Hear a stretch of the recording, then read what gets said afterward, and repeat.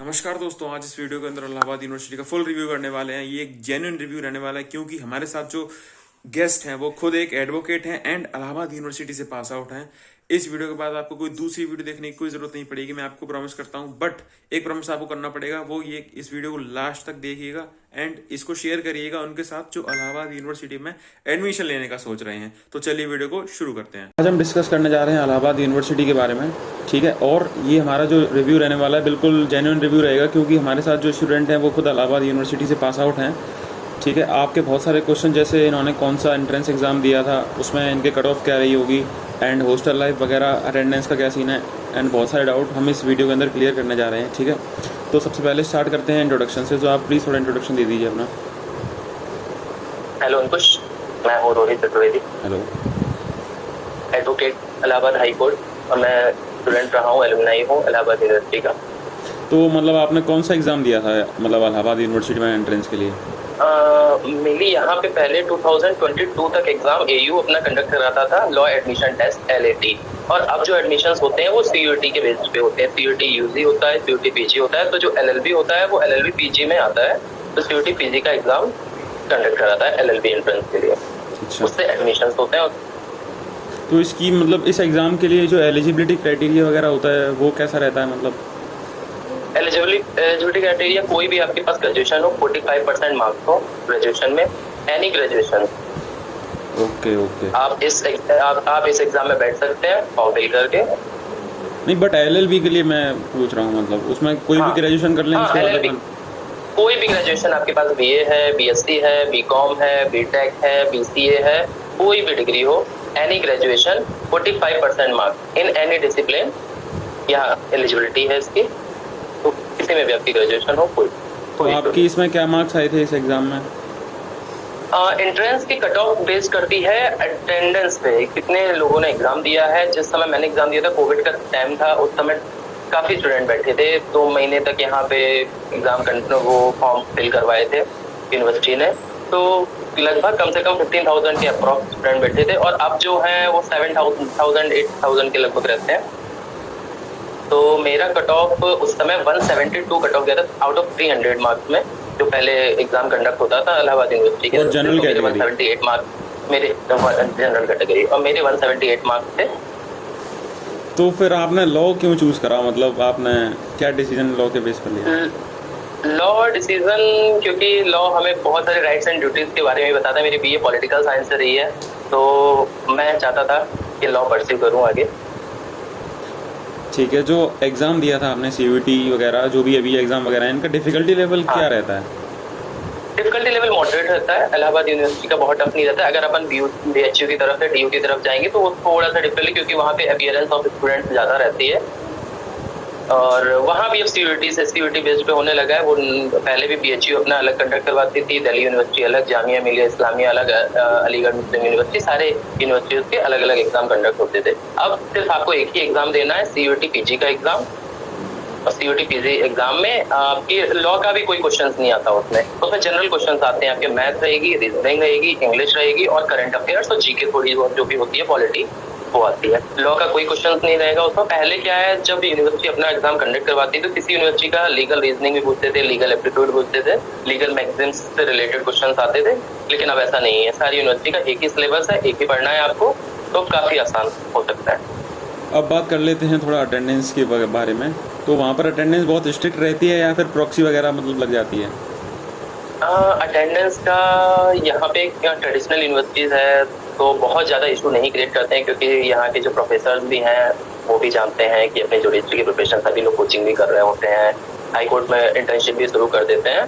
तो यह है, आप मतलब 70% का बोलते हैं, लेकिन आप 50% भी अटेंडेंस रखेंगे तो आपको एग्जाम के लिए करवा दिया जाएगा, कोई इशू नहीं होता है। अब ये नहीं कि आप बिल्कुल ही नहीं आते हैं तो फिर थोड़ा सा इशू हो सकता है, बाकी के अटेंडेंस का कोई ज़्यादा इशू नहीं। तो इलाहाबाद यूनिवर्सिटी में डिफरेंट कास्ट के रिजर्वेशन रहता होगा फॉर फीस के रिगार्डिंग? ओके, ऐसा रहता है मतलब? हाँ, तो क्या फीस के रिगार्डिंग रिजर्वेशन सीट के रिगार्डिंग रहता है। और फीस के रिगार्डिंग क्या है, एक स्कॉलरशिप फॉर्म जो यूपी गवर्नमेंट का होता है, और ये सेंट्रल यूनिवर्सिटी है, तो सेंट्रल यूनिवर्सिटी का एक नेशनल स्कॉलरशिप भी आता है। तो नेशनल स्कॉलरशिप में आप फॉर्म भर सकते हैं। तो जो SC ST कैटेगरी के हैं उनकी स्कॉलरशिप ज्यादा आती है, और जो OBC कैटेगरी के हैं उससे थोड़ी कम है। और जो जनरल कैटेगरी के हैं, अगर फंड बचता है गवर्नमेंट के पास तो वो जनरल कैटेगरी को दे देती है, नहीं तो इनसफिशिएंट फंड लिख के आपके आ भी सकती है, नहीं भी स्कॉलरशिप, उसका कोई कंफर्म नहीं है। तो आपकी फीस क्या? मेरी भी 3 साल में मेरी भी 1 साल आई थी स्कॉलरशिप। अच्छा, हाँ। ओके। तो फिर आपने हॉस्टल में आपने मतलब स्टे करा था या फिर PG वगैरह लिया? फीस यहाँ की 1280 थी पर year. Okay. No examination fees, कोई फीस नहीं, सिर्फ ट्यूशन फीस 1280 रुपए लगती थी। उसके अलावा आपको कोई चार्जेस नहीं देने हैं। अब शायद फीस थोड़ी सी बढ़ गई है, 4400 हो गई है अब 1 साल की। तो आपने हॉस्टल में स्टे करा था या फिर PG वगैरह लिया था आपने? हाँ, हॉस्टल मैंने नहीं लिया था। हॉस्टल क्या है, 30% स्टूडेंट को अलॉट होता है, जो टॉप 30% होते हैं जिनके मार्क्स ज्यादा होते हैं। क्योंकि इतने सारे हॉस्टल है भी नहीं, तो मैंने बाहर।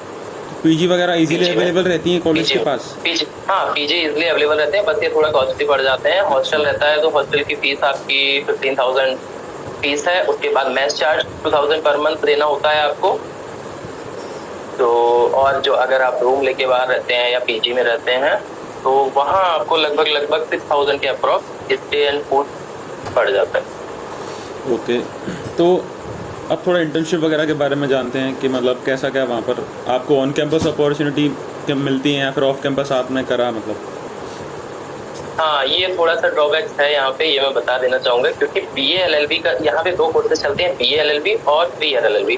तो जो BA LLB का कोर्सेज है वहाँ पे इंटर्नशिप अपॉर्चुनिटीज काफी प्रोवाइड की जाती हैं। मूड कोर्ट कॉम्पिटिशन्स भी होते हैं, नेशनल कॉम्पिटिशन्स भी होते हैं, इंटर यूनिवर्सिटी कॉम्पिटिशन्स होते हैं। लेकिन जो 3 year LLB है, 3 year LLB में कुछ ऐसा प्रोवाइड नहीं किया जाता है अनफॉर्चुनेटली। तो वहाँ थोड़ा ड्रॉबैक देखने को मिलता है। बाकी के लेकिन यहाँ पे आप खुद से अगर ट्राई करेंगे तो काफी जगह इंटर्नशिप प्रोवाइड की जाती है। इलाहाबाद यूनिवर्सिटी में मीडिएशन सेंटर में सेंट्रल एडमिनिस्ट्रेटिव ट्रिब्यूनल है, रेवेन्यू बोर्ड है, काफी ट्रिब्यूनल्स वगैरह है, DRT है, डेप्ट ट्रिब्यूनल। तो इन जगह पे ट्रिब्यूनल पे और हाई कोर्ट में, डिस्ट्रिक्ट कोर्ट में, यहाँ पे आप अपने इंटर्नशिप खुद से अप्रोच करके कर सकते हैं। ओके। तो मूड कोर्ट्स वगैरह वहाँ पर कंडक्ट कराए जाते थे और उससे क्या लर्निंग वगैरह आपको मिलती थी? हाँ, मूड कोर्ट्स वो सिलेबस लास्ट सेम में था, तो लास्ट सेम में एक बार कंडक्ट करा दिया गया। बाकी कैसे नहीं, वही मैं बोल रहा हूँ कि BA LLB जो 5 year कोर्स है, 5 year कोर्स द बेस्ट है इलाहाबाद यूनिवर्सिटी का। बाकी 3 year LLB कोर्स भी बेकार नहीं है, लेकिन ऐसा कह सकते हैं कि मूड कोर्ट कॉम्पिटिशन इंटर्नशिप वगैरह में थोड़ा सा वो लो हो जाता है BA LLB के कंपेरिजन 5 year। अच्छा, आपको कभी कन्फ्यूजन सा हुआ कि LLB के बाद क्या करना है या फिर कुछ और फील्ड में जाकर ट्राई करते हैं? नहीं, LLB के बाद देखिए इतना कंफ्यूजन नहीं रहता है कि क्योंकि आपके पास 2-3 ही चॉइस रहती हैं, या प्रैक्टिस करते हैं लिटिगेशन, या जुडिशरी करते हैं, या आप किसी कॉर्पोरेट फील्ड में जाते हैं। तो कॉर्पोरेट फील्ड में जाने का मैंने ऐसा कुछ सोचा नहीं था। बाकी जुडिशरी की प्रिपरेशन का अभी सुप्रीम कोर्ट का जजमेंट आ गया है, 3 year प्रैक्टिस रूल। तो 3 year प्रैक्टिस रूल जब तक कंप्लीट नहीं हो जाती, मैं एलिजिबल नहीं हूँ वहाँ बैठने के लिए। तो मैं हाई कोर्ट में प्रैक्टिस कर रहा हूँ नाउ। ओके। तो जब आप LLB कर रहे होते हैं तो वहाँ पर आपके बैच में जो बच्चे रहते हैं वो जुडिशरी एग्जाम वगैरह की प्रिपरेशन करते हैं मतलब?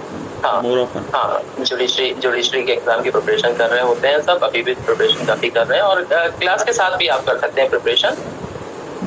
अच्छा, तो जैसे काफी कोई इशू नहीं। और उस समय तो मेरे कोविड का सेशन था, तो मेरी 1.5 year क्लासेस ऑनलाइन ही चली थी। तो ऑनलाइन अटेंड हो जाती थी, काफी लोगों ने घर से अटेंड की, यहाँ पे इलाहाबाद में नहीं आए थे। तो लेकिन अब है ऑफलाइन है, तो मैं इवनिंग क्लासेस भी जुडिशरी की काफी इवनिंग क्लासेस हैं यहाँ पे, और मॉर्निंग की यहाँ क्लासेस लगती हैं 9 बजे से 1 बजे तक या 2 बजे तक रहती हैं। तो आप वो क्लासेस करने के बाद अपना कोचिंग ज्वाइन कर सकते हैं, कोचिंग की तरफ जा सकते हैं, तो आप बड़े आराम से हो सकता है। इंजीनियरिंग स्ट्रीम वगैरह में क्या होता है, काफ़ी बच्चे UPSC वगैरह की प्रिपरेशन करते रहते हैं, तो आप मतलब लॉ में भी ऐसा करते हैं बच्चे? हाँ, लॉ में करते हैं, बट लेकिन क्या है, UPSC का इंजीनियरिंग वगैरह में हो गया, वहाँ पे भी वो जो ऑप्शनल लेते हैं, और यहाँ पे जो UPSC में लॉ ऑप्शनल हो गया, क्योंकि अगर आप जिस स्ट्रीम से हैं ऑप्शनल में वही स्ट्रीम लेंगे, तो लॉ ऑप्शनल थोड़ा सा टफ हो जाता है, क्योंकि मार्किंग उसमें काफी कटती है। तो इसलिए लोग UPSC की प्रिपरेशन में यूपी जुडिशरी की या MP जुडिशरी की, ये सारी स्टेट जुडिशरी की प्रिपरेशन ज्यादा करते हैं।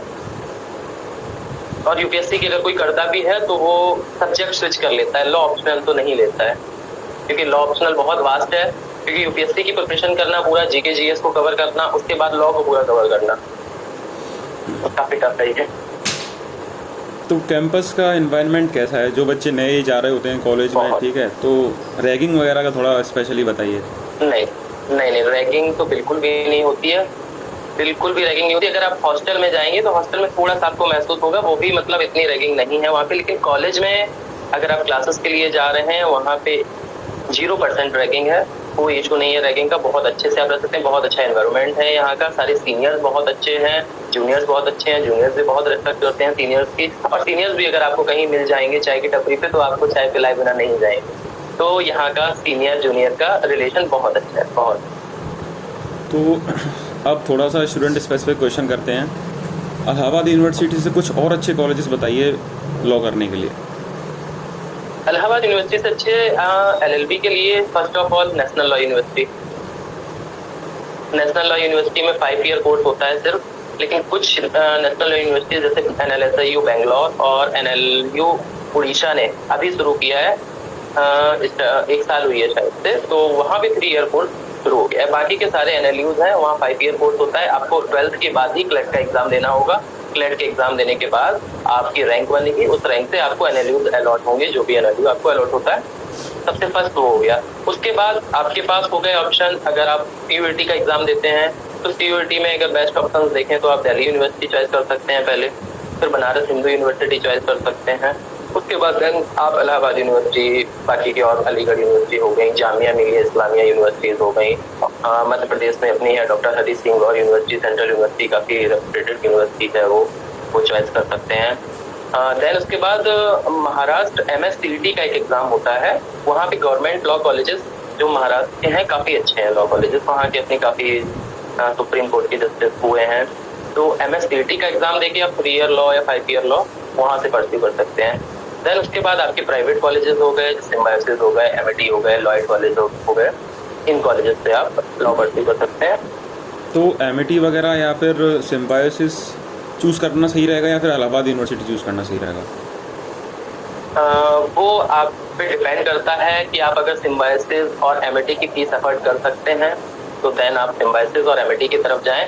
और अगर एक रेप्यूटेड कॉलेज से थोड़ा बजट में अगर आपको LLB लॉ करना है या LLM करनी है, उसके लिए आपके लिए BHU, DU और इलाहाबाद यूनिवर्सिटी से बेस्ट कुछ नहीं होगा। अच्छा, तो NLUs में भी आप इवन जाते हैं नेशनल लॉ यूनिवर्सिटीज में, तो वहाँ की भी फीस हमको देखने को मिलती है 2,50,000 2,80,000 पर ईयर की। तो वो हालांकि नेशनल लॉ यूनिवर्सिटीज हैं, तो वहाँ आप लगा भी सकते हैं। बाकी की प्राइवेट यूनिवर्सिटीज, अगर कुछ प्राइवेट यूनिवर्सिटीज जिनका नाम लिया है, सिम्बायोसिस, MIT हो गई, तो यहाँ पे देना ठीक है। बाकी के कुछ प्राइवेट यूनिवर्सिटीज ले रहे हैं लेकिन वहाँ कुछ नहीं मिल रहा है, वो सारी चीजें थोड़ा सा, वो सारी चीजें देख लें आप। अच्छा, अब आप अपनी तरफ से कुछ ऑनेस्ट एडवाइस जो बच्चे मतलब इलाहाबाद यूनिवर्सिटी में आने का प्लान कर रहे हैं उनके लिए। इलाहाबाद यूनिवर्सिटी का रिव्यू तो मतलब ऐसा कुछ खराब नहीं है, लेकिन बस मैं यही इतना कहना चाहूँगा कि प्रिपरेशन अच्छे से करें। CUET की जो भी कर रहा है, अगर आपको अच्छे कॉलेजेस मिलते हैं, अच्छे कॉलेजेस इन द सेंस आपको अगर जैसे दिल्ली यूनिवर्सिटी मिल जाती है, वहाँ पे आपको इंटर्नशिप की बहुत सारी अपॉर्चुनिटीज है, डिस्ट्रिक्ट कोर्ट से लेके सुप्रीम कोर्ट तक, और बाकी के कॉर्पोरेट फील्ड भी वहाँ पे बहुत ज़्यादा है, तो बहुत सारी चीज़ें हैं वहाँ।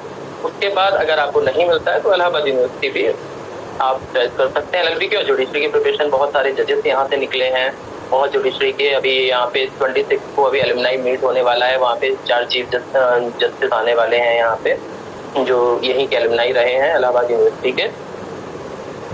तो जुडिशरी की प्रिपरेशन करनी है या लिटिगेशन करनी है तो वो इलाहाबाद यूनिवर्सिटी की तरफ बिल्कुल मूव कर सकता है। बाकी जिसको कॉर्पोरेट फील्ड में जाना है तो कॉर्पोरेट फील्ड के लिए वो या तो NLU चॉइस करे या कोई प्राइवेट यूनिवर्सिटी चॉइस करे, वो ज़्यादा अच्छा रहेगा उसके लिए। Thank you so much Rohit for coming on this podcast. Thank you Ankush. तो दोस्तों, अगर आप वीडियो में लास्ट तक आ चुके हैं एंड अभी भी आपका डाउट क्लियर नहीं हुआ है, डिस्क्रिप्शन में आपको मैंने लिंक्डइन आईडी प्रोवाइड कर दी है, आप वहाँ पर कनेक्ट हो सकते हैं एंड अपने सारे डाउट्स पूछ सकते हैं। Make sure you hit the like button and subscribe button as well. And आप सभी का बहुत बहुत धन्यवाद। Thank you so much.